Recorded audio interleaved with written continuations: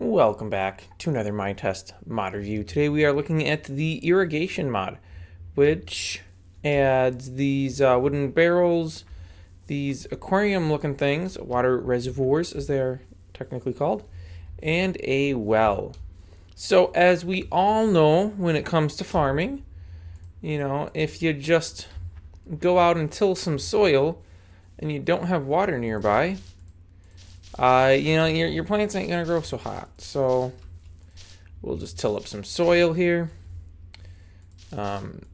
Maybe till some soil there. Now it'd be great if I had some seeds, but I didn't have the forethought to collect seeds. But that's probably not really a problem, because by the time we get back from this quick little look for seeds run, we'll probably discover that some of these areas of dirt have turned back into dirt. Wow, there's really not any grass here. This is disappointing. Oh well, that's all right. Let's take a look at how our fields have fared. Not so great. We need water. So, of course, the good old tried and true method. Put a whatever you want to call it, a node of water every 7 nodes, because we have 3 nodes that'll be wet, the 4th one will be dry. So then we would do 1, 2, 3, and then here we would put water again, which of course is really not very difficult to do once you have collected 3 water and make an infinite water generator. And then we can till our soil and everything will work as expected, right? And yes, it will. But this is kind of silly having just some water in the ground, and then you're walking, you might fall into it, which really is not a big deal because you can just step right out of it. And this is actually kind of more of a hassle because you run into it and you have to move around it. But that's neither here nor there. The mechanic introduced by the irrigation mod here does away with the puddles of water in the ground and lets you put water into containment units above ground, which, that's what it does.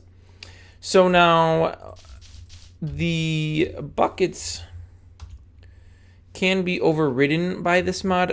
In my case, they are not. You have to change a setting to turn them on. It'll pretty much let you only place water in protected areas, and if the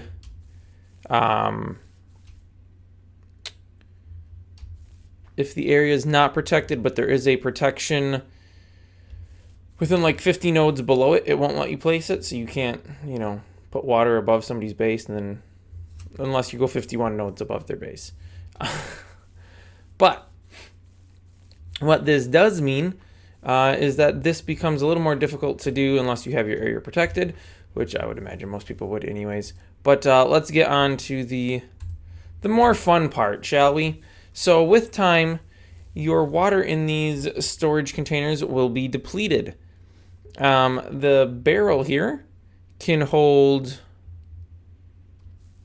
I thought it only held 3 buckets. Maybe we've used up a bucket. Yeah, it only holds 3 buckets. Okay. So let's go over to the empty water barrel here. Let's see if we can see it's empty. We just right click on it with a bucket of water. The info text changes, says water barrel 1. And we can do this with 3 buckets of water, and we will see that it's now saying water barrel 3. And then of course we can till this soil here, and it will eventually turn into good farm soil that can be planted on. This will last approximately 4 hours of game time. I don't know if that's affected by the time speed in the world. I don't think it should be. It's probably just using node timers to deplete the water level in here. This world's not been running long enough for the water to deplete at all. Moving along, we have the water reservoir, which this, unlike the barrel, that gives you a number. I mean, technically it's still a number, but it gives you a percentage. So let's go fill up with some more water from the buckets here. because that's just the easiest way to do it. So the reservoir works much the same. We right click on it with a bucket of water and we will see this holds 4 buckets of water. And according to the documentation I'm looking at, this will run for 8 hours before the water is all depleted. So I can't get that, can I? Nope, that's annoying. So every 8 hours, you will have to, well, essentially refill entirely. Once it goes down to, I guess, 75%, you could fill it with a new bucket of water. I don't know if it can be refilled for more than 75% because this is still at 100%, so I can't try to refill it. And then lastly, we have a well, which this well, despite what you might think, which would be that it, wets the soil around it. Oh, hey, they're perfect. It doesn't, in fact, wet the soil around it. But what it does do is generates water.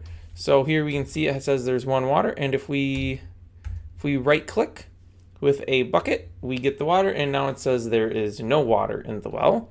So then this water could be used to fill one of these reservoirs, or used for anything else that needs water. It's just a standard old water bucket. I suppose we should probably look at some crafting recipes here. Oh, I should mention the well, when it is completely filled, provides 100 buckets of water, and it'll take 24 hours of game time running for it to fill to capacity. I suppose you could always get more water faster by just putting a whole bunch of wells out. But yeah, let's take a look at the craft recipes here. So the wooden barrel, we can see it's just wood and some iron lumps. The, whatever this thing's called, what was this called? The reservoir, glass and iron, mostly the same, just glass instead of wood. And the well is some wood, some stone, and some cobble. Quite simple. And that's pretty much it. If you want to fill the well with water, you can't. It'll tell you the well is dry. And if you try to, put water into it, it does not work. I tried that because I thought that would be fun. Also, you can't take water out of the reservoirs or the barrels. One thing I haven't done is break one. What happens if you break it? Can I not break this by hand? Oh, that would be very sad. I need a tool to break this. Okay, well, I don't have a tool with which I can do breaking. Well, I guess we're just gonna do this. Give me default stick 99. Oh, grant me give.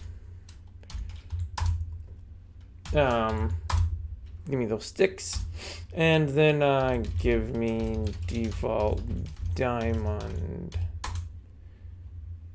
Oh, that should have been a command, and I should have done 99 of those as well, because of course we need a lot of diamonds. I don't know if I'm going to be needing an axe or a pickaxe for this, so that's the only reason. Clearly I could have gotten by with far fewer. Diamond pickaxe does nothing. Okay, but the diamond axe will break it. And then we can put it back out with no water. Fill it with some water. Alright, okay, let's try this one. Diamond pickaxe can break the reservoir. That's very sad. Everything is dying very quickly. Can the diamond axe break the reservoir? No. Okay. Well, I guess that's really not too terribly surprising. We'll just grab this water because that really doesn't need water in it. And we'll pop some water in there, pop a bit of water in there. And that one has water, so our Our field should be good, other than these 2 spots that died here. And that's about. All right, and let's try for the well. The well, unfortunately, has no water in it, so this is kind of a bad test because